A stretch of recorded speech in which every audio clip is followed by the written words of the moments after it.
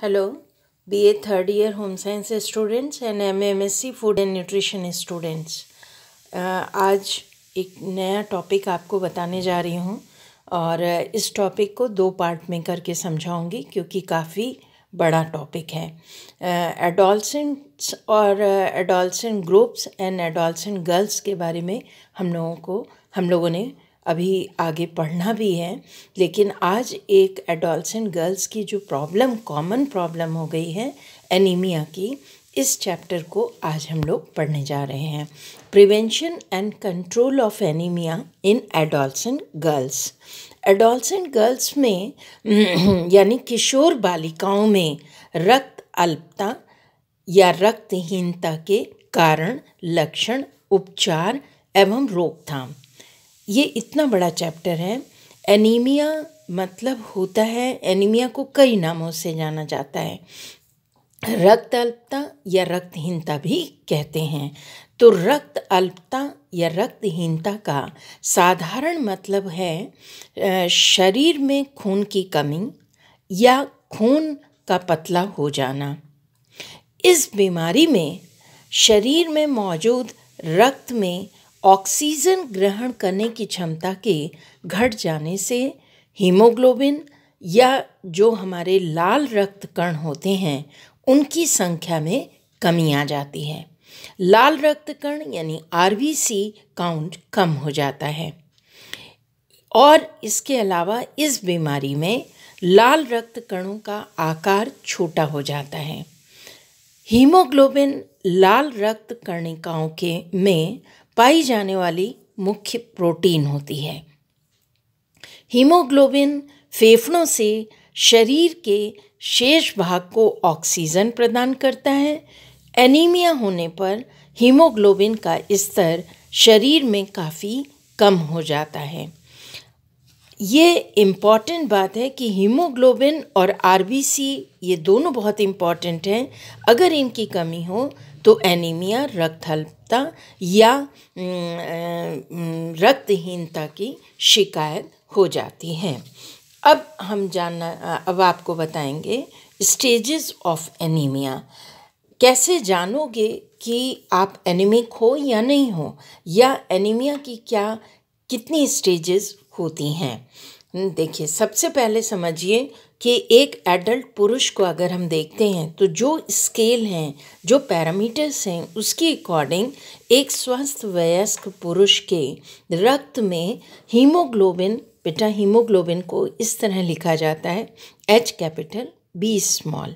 ये है हीमोग्लोबिन की मात्रा 14 से 18 ग्राम पर 100 ml तथा स्वस्थ महिला के शरीर में हीमोग्लोबिन की मात्रा 12 से 16 ग्राम पर 100 ml होती है।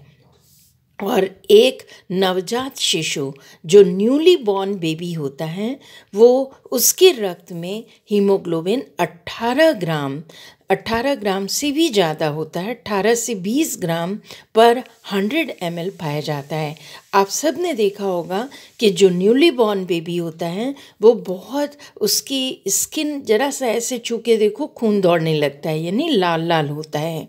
परंतु क्यों ऐसा होता है? क्योंकि उसके ब्लड में, उसके शरीर में हीमोग्लोबिन बहुत अच्छे परसेंटेज में पाया जाता है। आरबीसी काउंट भी ज़्यादा होते हैं। लेकिन जब ये बच्चा 2 माह का हो जाता है तो पुनः उसका ये रक्त में हीमोग्लोबिन 11 ग्राम पर 100 ml हो जाता है। फिर जैसे जैसे शिशु का शारीरिक वृद्धि और विकास होता है, उसके रक्त में हीमोग्लोबिन की मात्रा बढ़ती जाती है। एनीमिया की स्थिति उस समय प्रारंभ होती है जब ब्लड में हीमोग्लोबिन की मात्रा 10 ग्राम पर 100 ml या इससे भी कम हो जाती है। यदि ये मात्रा 8 से 10 ग्राम पर 100 ml के मध्य में होती है तो ये जो स्टेज है ये माइल्ड एनीमिया या माइल्ड किस्म की जो है वो रक्तहीनता, हल्की फुल्की रक्तहीनता की शुरुआत मानी जाती है। और यदि रक्त में इसकी मात्रा कम हो और भी कम हो जाए, यानी 5 से 8 ग्राम पर 100 ml हो जाती है, तो उसे हम मॉडरेट एनीमिया की कंडीशन कहते हैं। और यदि 5 ग्राम पर 100 ml से भी कम हीमोग्लोबिन हो जाता है तो हम इसे सीवियर एनीमिया की स्टेज कहते हैं। आज हम लोग बात कर रहे हैं किशोर बालिकाओं पर, हैं तो किशोर बालिका यानी एडोलसेंट गर्ल्स पर, जो कि जीवन की बहुत ही महत्वपूर्ण अवस्था है, क्योंकि इस समय जो किशोर बालिकाएं होती हैं, आप सब जानते हो कि उनके शरीर में हार्मोन संबंधी परिवर्तन होते हैं। साथ ही साथ जो किशोर बालिकाएं हैं ऐसी दहलीज पर खड़ी होती हैं जहां उनके शरीर में परिवर्तन तो होते ही हैं, साथ ही साथ उन परिवर्तनों के साथ भी, उस परिवर्तनों के समय भी वो हमेशा सुंदर और प्रेम भरे रहना चाहती हैं, जिसके कारण किशोर बालिकाएं अपने आहार के प्रति ज़्यादा सतर्क हो जाती हैं। हर समय सुंदर और सुडौल दिखने के चक्कर में खाना ही छोड़ बैठती हैं। ये काम तो आप लोग भी करते होंगे, ऐसा बच्चे कभी नहीं करना चाहिए। खाना छोड़ देना यानी डाइटिंग करने लगती हैं, जिसकी वजह से उनके शरीर में कई पोषक तत्वों की कमी हो जाती है, खास तौर से लौह तत्वों की। लौह तत्व यानी आयरन, यानी उनके शरीर में रक्त की कमी, और या कहो रक्त उनका पतला होना शुरू हो जाता है। परिणामतः वो एनीमिया रोग की शिकार हो जाती हैं, जिसके कारण जब वो डाइटिंग करती हैं और सारे न्यूट्रिएंट्स उनकी बॉडी में अच्छे से नहीं पहुंचते, तो डाइटिंग करने के कारण उनके अंदर से भूख एकदम ही ख़त्म हो जाती है, या यूँ कहो कि उन्हें भूख कम लगती है। वो जल्दी थक जाती हैं और थोड़ा सा भी चलने पर सांस फूलने लगती है।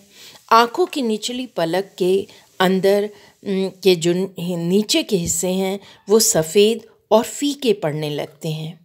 आँखों के नीचे काले दाग पड़ जाते हैं। नाखून सफ़ेद और फीके हो जाते हैं। जीभ का रंग भी सफ़ेद और फीका हो जाता है। फीका का मतलब हल्के से गुलाबी रंग की जीभ हो जाती है। जीभ अच्छी गुलाबी होती है, वो एकदम से सफ़ेद सफ़ेद सी दिखाई देने लगती है। और जो एडोलसेंट गर्ल्स हैं उनके शरीर में जल का जमाव हो जाता है, जिसके कारण पैरों में सूजन आने लगती है। अक्सर ये सभी लक्षण उनके शरीर में एनीमिया रोग की पहचान करवाते हैं।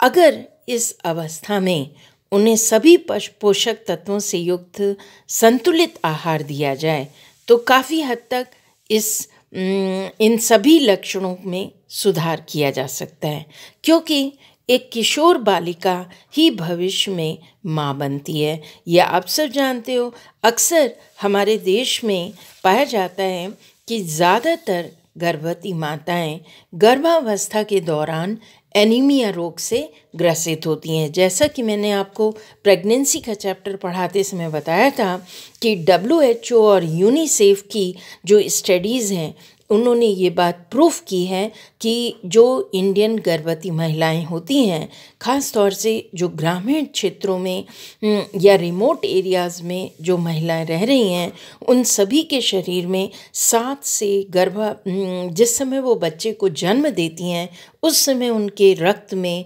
7 से 8 ग्राम पर 100 ml हीमोग्लोबिन का स्तर पाया जाता है और वो बच्चे को जन्म देती हैं। ये बड़ा ही बहुत ही मुश्किल कार्य है कि इतने कम हीमोग्लोबिन पे वो बच्चे को जन्म देती हैं। इसके बेटा परिणाम बड़े बुरे होते हैं। जैसे मैंने आपको पहले भी बताया है कि अगर माँ कमज़ोर होगी या माँ हाई रिस्क में होगी, हाई रिस्क है ये 7 to 8 ग्राम पर 100 ml हीमोग्लोबिन, ये totally high risk pregnant lady है जो